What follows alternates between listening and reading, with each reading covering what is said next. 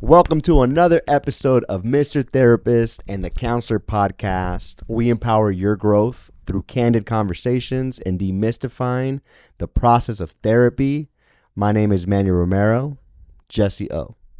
This week, we answered the question, how do you want to take the first step in recovery, whether that be from an addiction, mental health, or just getting better? That's right. Remember to subscribe to the show, share with your friends if you find some value. Let's go. We're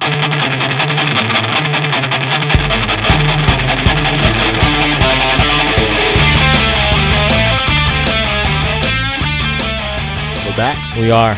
We're here. More authentic conversations. More candid conversations. How are you, my friend? I'm good. Yeah? Yeah.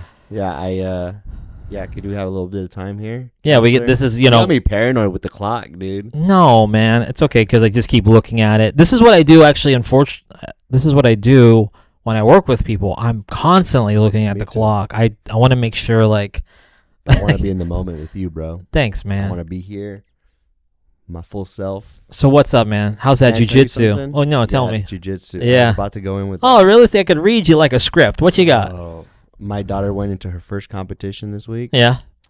And she got third place. That's great, man. Yeah. She's amazing. 2 months in, she's learning all these steps. She didn't accumulate too many points when she was battling people because she was doing the moves.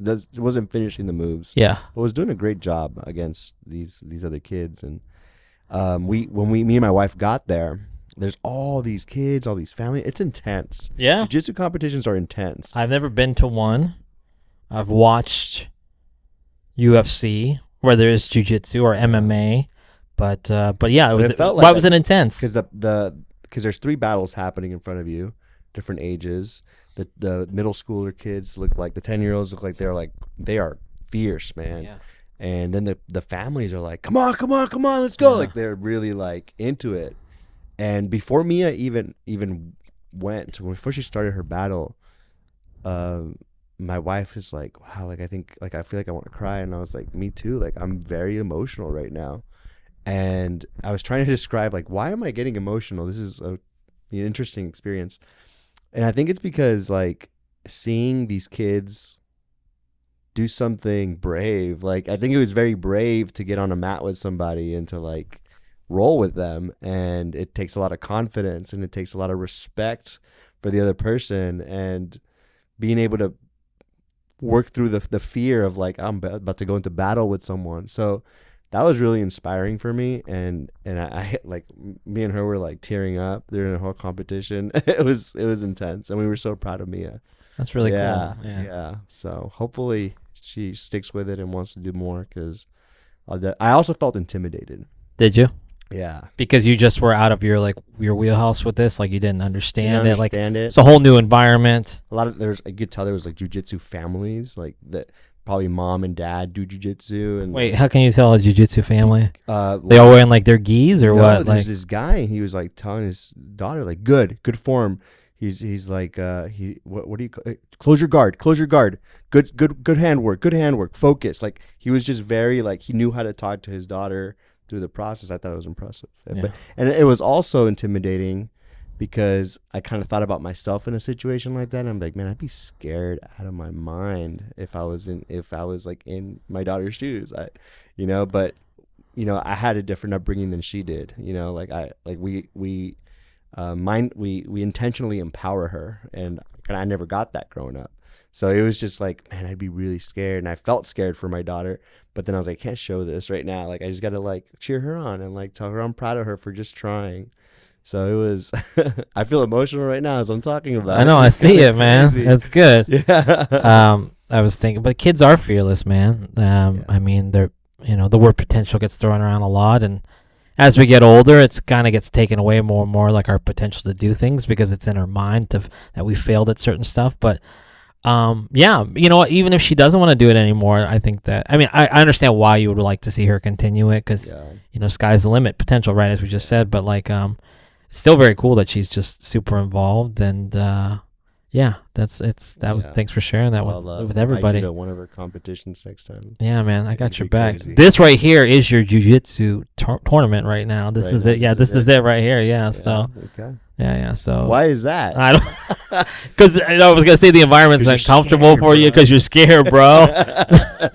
We don't know what the hell we're gonna talk about today. That's not true. Actually, we could probably start the clock right now because this week, the episode, Mr. Therapist over here, Emmanuel Romero, thanks, man. I know your first name.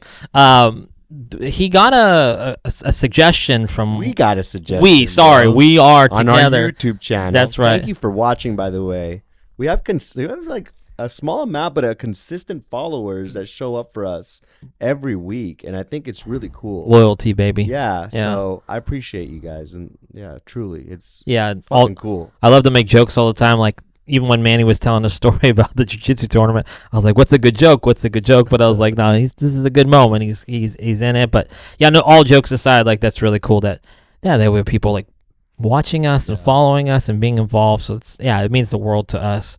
But we got a suggestion from a viewer for the show. The viewer.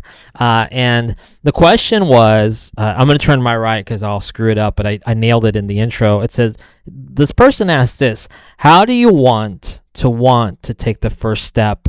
Now, they said sobriety, so I turned to Manny when we're off camera, and I said, the first step in, it could be sobriety, it could be a recovery from something, potentially like a traumatic experience, a loss of something. So I even talked about mental health. So, and then you threw me a text, because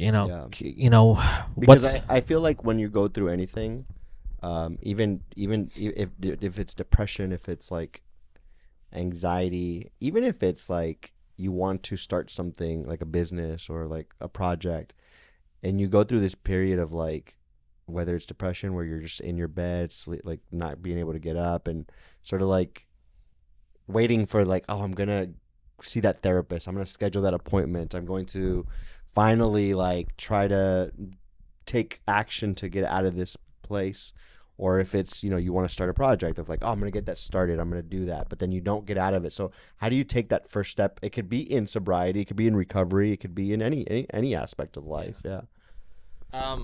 So I guess first, should we try to answer that question, right? So what would be like, what's something you want in life or wanted in life and you didn't have? Like, how did you achieve that? I want you to think about that as I say, like, for me, I could talk about my first step in getting sober. I was pretty blind and like to getting clean myself.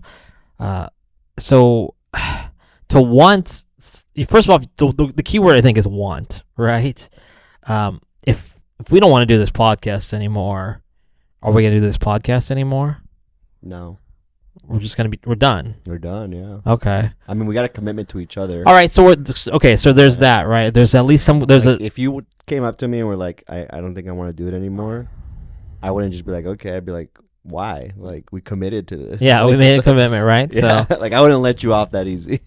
So for the person or the people that are listening or the viewers that are out there, the idea of like if they want to take that first step to heal or to, if it's getting off drugs or alcohol, like I said, whatever the issue may be, what is your want and what is your desire? I guess that would be like don't want to answer a question with a question. Usually when I get in arguments with people, like that's one of the worst things when somebody's like, I say the question, they say the question back. But I would say, question, yeah. Yeah, I like, what is your motivation? A lot of people that are on the cusp of getting sober or clean, however you want to say it, or both, or one or the other, but they have this sense of like, what's going on right now for me, and I'll speak for myself.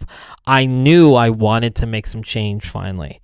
How to make that change, to achieve that change, it was really scary. I just didn't know how to go about it. So to find a desire and want, I guess maybe I got so uncomfortable that I finally was like, this is so bad for me that like I need to make a switch. Yeah. So I guess it's kind of being motivated by like misery or by fear or like whatever it is. I'm sick and tired of being sick and tired. Yeah, that's a very like cliche thing that they'll say, in program or getting somebody getting sober. So I would say like finding that want, that's probably the key right there, right? Like you've seen this before. I've worked with clients where you feel like you're trying to talk them into believing the hype. Oh yeah. It's the idea of like, I'll say this, like drink the Kool-Aid a little bit. Yeah. Because maybe you enjoy the taste. But then a lot of people we're so resistant to new ideas, I think, just as a culture. Where a lot of times people are just so set in their ways and people aren't truly open-minded. But it's hard to like force, your beliefs, your agenda on somebody who's doesn't want the same thing as you. Right. Yeah. Yeah. I think when someone's in treatment, it's really hard because, sometimes there's other motivations, right? Like, there could be not bad, but like, there could be weak motivations for wanting to get sober, right? Maybe like you're on probation, you don't want to go back to jail, you want to maybe your parents are making you do it to don't want to lose your job, don't want to lose your house, don't want to lose your bed, right? Yeah. So there's a lot of like weaker, I guess, motivations to do it. Then there's internal motivations. I feel like a little more strong, right? Like the real reasons, like you said, what's your why? Like what is your actual desire? I think I was gonna say the same thing. I think like part of what motivates people to change is being tired of being where they're at. Like the price of being down here in the dumps, whatever it is too costly now. Like I'm just done with this. Like I'm in my own misery and this is too painful for me to be here. And it almost has to get maybe to that point before, like, the pain of being here has to be stronger than the pain of continuing to, or than the pain of change. I mean, right? Like, yeah. And so I think when you meet that crossroads, I feel like that's when the want comes into play. I think about the person who asked this question. I don't know who they are personally, but this question comes from somewhere, right? It's like, I think about like there is a desire, there is a want in this question. You're asking this question for a reason, and what is that reason? Why? What led you to be motivated to even ask a question like this? And maybe there is a why in there. Well, I think there's a signal with that. I think that the fact is, this is in a lot of ways that first step that you're talking about. Like you want something, when you want something and you don't know how to get it, the first thing to do is probably to ask for help on like, how do I get to this point? How do I get from A to B? Like, how can I make these steps, because I can't do this on my own? So I think this initial prompt is even like, once again, it's a signal to like, I'm ready to try to do this. Yeah. Motivation, it comes and goes though, right? Yeah, I was going to say that. Yeah. Yeah. Just the idea of like, I guess we referenced the podcast, like, there are probably times like I'm more excited to do this than others, but at the end of it, there's a commitment, right? Yeah. There's a commitment we've made to each other. Maybe you need a commitment for yourself. Like I need to make some type of like, some kind of dedication, and it could change, it could switch, but we've got to keep that fresh as well, because I've seen that, you've seen it a lot in like people that are maybe like they're going to a therapist and they're doing the work, and then they hit like a hard part and they're doing their work. Right. Maybe somebody's in recovery and they're working the steps and they've gotten to the fourth step or the third step, and more things are being revealed, and it's just like, this is getting more and more uncomfortable. Like, right. I'm gonna find and my motivation is not as strong. Like, at the start, people, that initial like first week, somebody hasn't had a drink in like a week. I think anybody that's even isn't in sobriety, you ever drank too much and then you're like, I'm not drinking. You have a hardcore weekend. You're like, you're praying to the porcelain god, and you're just like, what? I'm done drinking. I'm not gonna drink. I'm good. Like I'm gonna take a break for about a week, and then what happens? Like other things happen in your life, and you start to realize like, I can have another drink again. So it's really keeping that consistent, like. Inconsistent at the same time, though. I'd say consistent strive for motivation, but recognize like your motivation is going to change. Yeah, no, it's so like, and I'll say this. I think I'll consider myself a normie, right? Like I've never had really a hard experience using drugs, right? And I don't even like the word normie because I don't think it's that black and white. But I have experimented with drugs. I've experimented with hard drugs. I've experimented with cocaine. I've experimented with methamphetamines. I've experimented with like dangerous drugs. And I think what's kept me from, because I feel like I have that like gene in me to like want to want more and to get stuck in that cycle. But what's kept me from doing that is school, it's goals, it's like family, it's like not letting people down. So I think that's some place to get motivation and to like be like, you know what, like I don't want to really give certain things up for this drug or for this for alcohol or for whatever it is. But then I'll say this as well, like that's from perspective of me. If this person is, you know, actively using every single day, then there's a different perspective there, right? And I think something to consider is you just need to want to get sober. Maybe that window is only going to be open for this small amount of time. But when that window is open, that desire to feel motivated to be like, I'm done with this, I feel like you got to jump on that. Because you're not going to, even in your recovery, when you start that process of sobriety, of recovery, or whatever process you're trying to start, you're not going to stay motivated. You're not going to, there's going to be days you don't want to do it. There's going to be days you're going to crave. There's going to be days that you want to give up.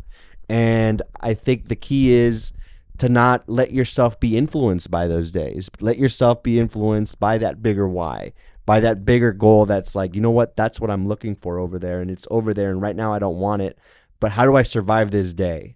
You know, how can I just get through this feeling, this emotion of not wanting it, this suck right now, because I know that that's what I really want, and tomorrow it might be easier for me. Right. You said the word survive too, so and some days you're just going to survive. You're just going to get through it. Like, I have a job. I'm not a big fan of it right now. I love what I do, like what I get to do, but I don't like work. I don't like the company so much. Often, I don't like the systems. So, but there are times, that I've gotten up in the morning and I'm like, why am I doing this? Why am I getting up? Maybe it's because I'm like, that's right. I want to have money for this, so I can do this fun thing, or I have to make sure these bills are paid, or I got to make sure I help my wife out financially, or, my kid, like I want to set example for her, like all these boxes I'm checking. Then I think about maybe like people, the clients I'm working with, going there and showing up and being committed to, like, they might not know this, but for me, it's important to be there for them and show consistency. So sometimes it is just surviving. You just got to get by. Now, every day that it gets harder if you feel like you're just surviving every day. That's not what life should be. If you feel like you're just surviving alone, that's not what life should be either, no. Right? And so I feel like, every day, sometimes we lie to ourselves. We'll say like, I haven't wanted it, or, I've been suffering every day. And I'll have clients who will be like, man, like I'm just tired of feeling this way. And I'm like, hold on a second, like I'm just tired of feeling this day. When am I gonna feel better? This is how I feel all the time. And I'll challenge them. I'll be like, wait a second, like we've had great conversations in here, right? And it's even just that, like realize calling yourself on that. It's like, man, like okay, it's not every day. I'm not suffering every day. But right now it sucks. I don't know. I call it that a little bit. Yeah. No, I think that's good though, because sometimes we are lying to ourselves. Like, how bad is it really? And you can even call somebody out on like their BS for like saying like, I can't do this, I can't make these changes because whatever's going on. Like I see it all the time. People are like, I can't continue, I can't commit to this because I need to go back to work. And I'm like, well, your work, you have like, you're covered. Like you don't need to go back to work. You could focus on this. Or people will create this facade and this idea like we can't just take time for ourselves when you can. This is your time to finally work on yourself. So, you've got to be a little selfish with that, and just say like, this is okay to commit to me. So, but I will say like wanting to want this, it can be hard when you're solo. You kind of just said that, but like the idea of you got to put something in front of you to get to that. Like if you're looking around and you are like heavy into addiction or like deep into a depression, all you're seeing is like dark. You're seeing dark all the time. You're not really seeing any light. So make a commitment. Surround yourself around people. I feel like I'm picturing this individual, and I feel them, right? Like in my heart. I'm like, you know what? Like, I can hear the pain in the question. I can hear the desire in the question to like want things to change, and I invite them to try it. I invite them to give it a shot. I congratulate them for even thinking about it, for even asking the question, for even contemplating it. And I want to challenge them to see the fact that you're asking this question as an opportunity or to look at it as a way of like, man, so like a part of me does want this. Maybe I do want this, and part of me questioning, how do I want it, is just me sort of like lying to myself a little bit. Like, I do want it, maybe I'm scared to try it. Maybe I'm scared of like missing the drug, missing the substance, because that's the thing too, right? Like you miss the life, you miss you have this relationship with a substance, and to change that means giving that up, and that there comes a grieving process with that. And so I think, and I just want to see this person and accept them for where they are in their process. And I'll throw this out here. This is like if you work the steps in the first step, but one of the things when it comes to like recovery and AA, and if you're not, this is not your jam, it's all good, but maybe it should be your jam. But like, they talk about, are you powerless over drugs and alcohol? Yeah. Are you powerless over your situation? Has your life become unmanageable? These are things important to really take a look at. And I ask people like often, like, are you powerless against this or that? And I don't think people really recognize what it is to be powerless. Like, when you've gotten to that point in your life, I think that it's time to take a really good look at things. So, and I would sound so AA right now. Are you AA? Are you an AA guy? I believe that AA is probably like the best form of recovery out there. You don't know. I'll tell anybody that's trying to say. I'm like, go ahead. No, I think that initially, like a lot of things in my life, like I was introduced like AA, and I'm like, fuck that, I'm not doing that. Some kind of structured like I thought that's what your opinion was right now too. Like I haven't talked to you about this in a while, but I thought the last time I had a conversation with you that your opinion was sort of like not very for AA. No, well, things have changed, my friend. Yeah. I think that when I first got shown like AA, to me the big book looked like the Bible, and to me like I had a real aversion to like religion and faith, even though I was like, no, it's all religion. And God is mentioned in AA. Yeah. So that turns a lot of people off, right? Yeah. So, but the more that I've gotten to work in the field, the more that I realize like people are always trying to find like an alternative, and there are alternatives out there. But when it comes to like support system and networks, like AA is like so strong, and a lot of these other programs, not that there's probably recovery in other programs out there, and I'm like not trying to trash like smart recovery or refuge recovery, or celebrate recovery is another form.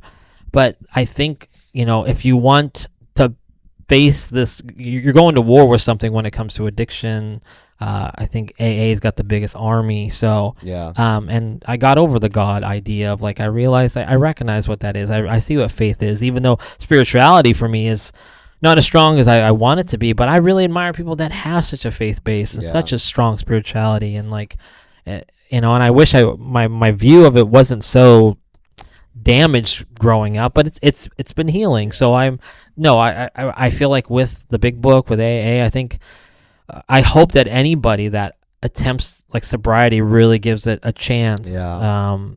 I think people that struggle with AA usually struggle with spirituality. Spirituality is a big part of it. So people get upset about the disease concept as well, like addiction as a disease. And I struggle. Yeah. Listen, I look for anything to struggle with initially, like with suggestion. So because I probably was very ego driven, and I was like, no, this is not how you do it. People really don't want to surrender. People want to believe that willpower is important. Yeah. It's nice to feel like we have like some strength and we're not totally weak, but the weak I'm looking for is vulnerability, and vulnerability is like humility and surrendering and going, hey, guess what? I've been doing this for so long. I do need help. And that's kind of like a big point in this whole question, I think, is that like, once again, if you want to take that first step, it's really taking a look at your life and say, is this really where I want to be right now in my life? And a lot of people that are trying to find sobriety, it's not where they want to end up. Yeah. And that's not where you need to be either anymore. You can get out of it, but you gotta find a way to ask for help. And with this prompt and this question, I think it's a strive in the right direction. Yeah, so, absolutely. because life's not about surviving. Like, it really is about striving. Like, there are times in our life where we've had to survive just to get by. I have, and you have. But our world, our life, we can make something better from it. And drugs and alcohol, it's a killer, man. You don't have to live that way, and you've tricked yourself into thinking you have to live that way physically, and now mentally you're probably so hooked into it. But nah, don't believe the hype on that shit. Like, it's not true. You've been feeding yourself lies for so long. So it's funny, right? Like, when people like hear AA, it's like, it's a system, right? I don't want to be controlled by AA because it's like they're so rigid, and this is what you got to do, and this is what you got to say at meetings. But like, if you're an alcoholic or you're a drug addict and you're hooked in, like, you're bowing down to that system. And that's like a system of evil, of negativity, where AA is on the flip side, man. It's positive. Like, put some effort into the righteous hustle. Yeah. Or even like give it a try, right? Like, especially if you're asking this question, it's like you're unhappy with something. There's a circumstance and a situation that you're not happy with, and let's find an alternative. Let's find a different way to live. And I love AA. I mean, I'm a spiritual dude. I believe in God, so I love that aspect of AA. I think, and honestly, I do think you need like a strong spirituality to help you get you over the hump. That doesn't mean you got to believe in God. That doesn't mean that like you have to be Catholic or Christian or whatever. But you just need to believe in something more than the next time you feel good, or the next time you feel something to get you through the tough shit, to help you understand suffering a little bit better, right? And by the way, there's a book that I want to shout out as I'm talking about suffering. Viktor Frankl. Have I shouted that out already? I've talked about that guy a lot. Again, man. Yeah, that guy's the shit. Viktor Frankl, A Man's Search for Meaning. Viktor Frankl is a psychologist. He's one of the fathers of logotherapy, and he was Jewish, and he survived through through all the stuff that was going on with Nazi Germany, and he witnessed a lot of people suffering, and he witnessed people being able to have the power to choose their attitude towards that suffering. And so from there, he developed this model of therapy that still helps people today, that says like whatever you're going through, whether it's a life issue, whether it's depression, anxiety, recovery, substance use, you have a choice. You have a choice to choose your attitude towards the suffering you have, and to make a decision to do what's next. So I just want to say to this person, there's a choice in this. Yeah. With the time about to be wrapped up here, the question, once again, I'll say it, is how do you want to take the first step in recovery, sobriety? I hope that we answered it today. I think when people ask me questions, I don't really like to give them the answers sometimes. I don't want to ever give advice. But I think we provided feedback at least during this session. So, and it's hard without context too. Yeah, it is. Yeah. So, but I think that hopefully that from this talk here, they got something from it. And once again, thanks for putting out that question. That was a good inspiration for us this week. So, next time, my friend, we'll see you.